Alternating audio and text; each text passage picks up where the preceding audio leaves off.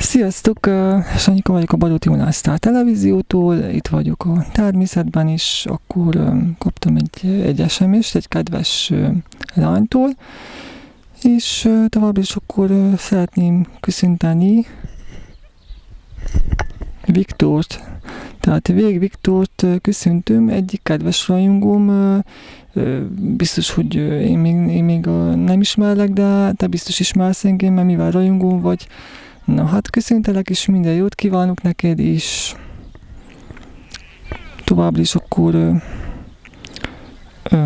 következő dalt tőlem, Sanyikától fogad nagy szeretettel, és tehát úgy nevezek téged a fesztiválok és a sikló repülések királyának, legalábbis így kaptam SMS-ben, hát ez szuper, hogyha ez így van. Tehát továbbra is akkor feltételezem, hogy akkor Budapestre megy ez az üzenet. Hát köszönöm szépen, minden jót kívánok akkor, és sok egészséget is, minden jót, és remélem, hogy akkor majd aztán tudunk találkozni. Úgyhogy akkor a következő dal szóljon sok-sok szeretettel tőlem, Sanyikától.